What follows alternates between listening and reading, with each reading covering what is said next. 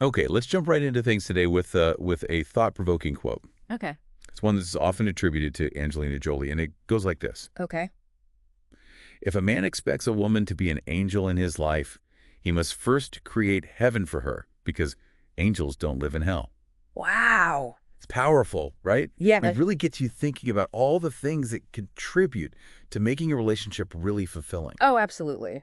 It's not just, some nice sounding phrase. It's actually a very deep observation about the give and take that exists in any partnership. Right. It really kind of flips the script on what we expect and shines the spotlight on the kind of environment we create for each other. Exactly.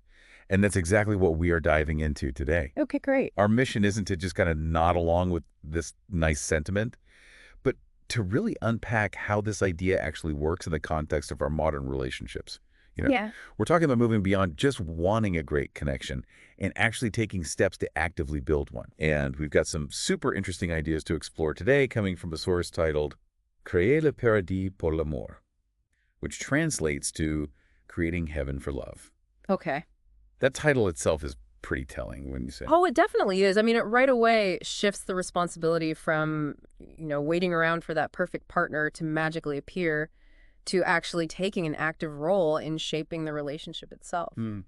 What are your initial thoughts on that title, Creating Heaven? What comes to mind for you?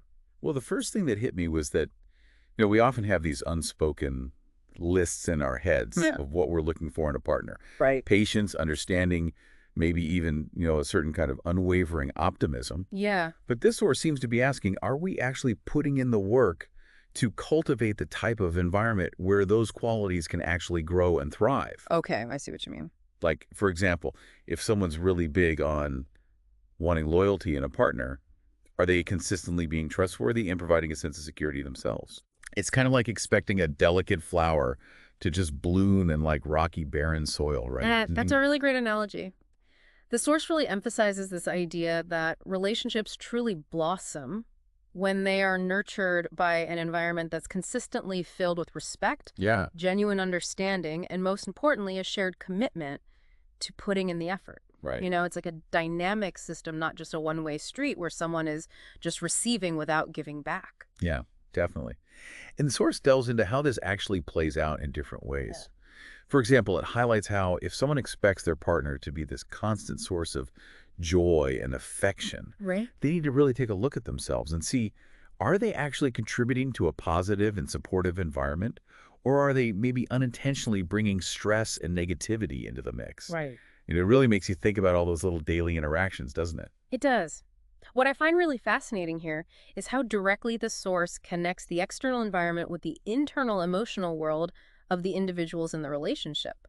It's almost like it's so obvious, but we often overlook how much our own actions and the atmosphere we create can really affect our partner's well-being and their ability to show up the way we hope they would. So true. Yeah. We can get so caught up in what we perceive as our partner's flaws without really taking an honest look at what we're bringing to the table. Mm-hmm. The source also made a really important point about the well-being of both people in the relationship being equally important. Yeah. It wasn't just focused on one person creating this perfect heaven for the other. Exactly. It's crucial that one partner doesn't constantly have to be the one giving and giving emotionally or practically without receiving a similar level of support and consideration in return. Right. It's really about making sure the relationship itself is sustainable in the long run. Okay, so we're getting a good grasp of the main idea behind the quote and how this idea of creating heaven really changes the way we think about relationships. Yes.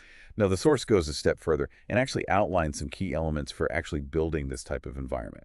And the first one it really stresses is establishing emotional safety. Okay. Now, when you think about that in a real-world context, Yeah. what does emotional safety actually look like? What does it actually entail? Well, at its core, emotional safety is all about building this really solid foundation of trust and respect where both people feel genuinely heard and valued. It's about creating a space where you can be open and vulnerable with each other without fear of judgment, criticism, or any kind of negative reaction. Yeah.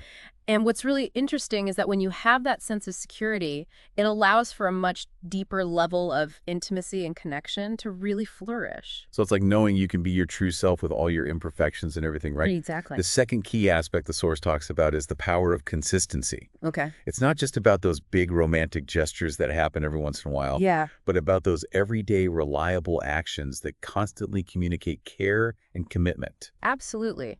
While those big moments are definitely nice, it's really the steady stream of small, consistent acts of kindness, the dependable support during tough times, and even just simply being there for each other day in and day out that truly builds a strong and lasting bond. Mm, Think about it like learning a new skill. okay. It's not the occasional burst of effort that leads to mastery.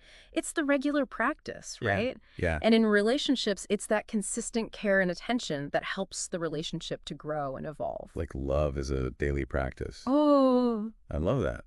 And the third crucial element in creating this heaven is the idea of mutual growth. right. It's about actively supporting each other's personal dreams and goals and working together towards a shared vision of happiness and what you want the future of the relationship to look like. This really highlights how much individuals change over time and how relationships need to adapt as well. Right. People change, their dreams evolve.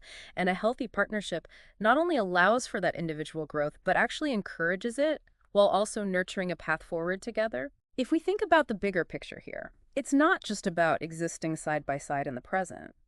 It's about actively building a future together. Yeah.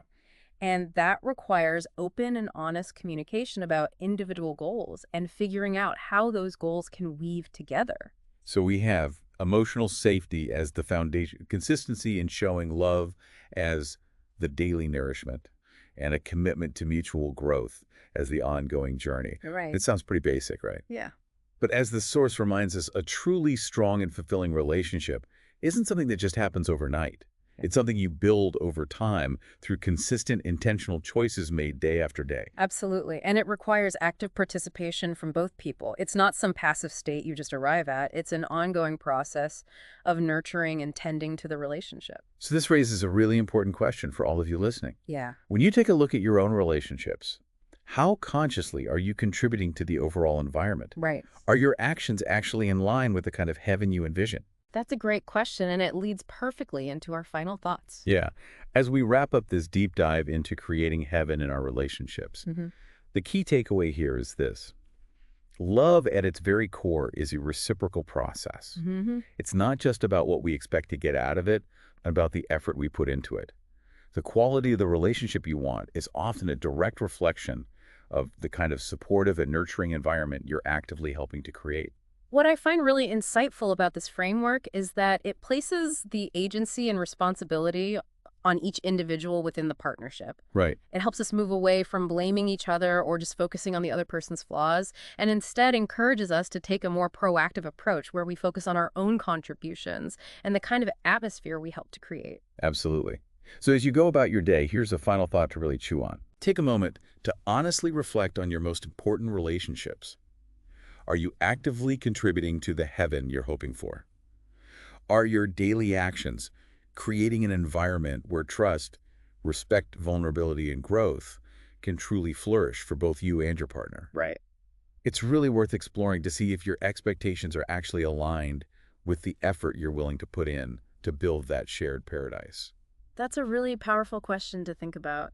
Thank you for joining us on this deep dive. Until next time. Take care. Bye. That- Okay, and we're out. That was great. Yeah, I think that went really well. I think the listeners are going to get a lot out of that. Yeah, I hope so. Especially that last thought about reflecting on their relationships. Right. I mean, that's really the heart of it all, isn't it? It really is. Okay, I'll talk to you later. Sounds good. See ya. Bye. All right. Wrapping up.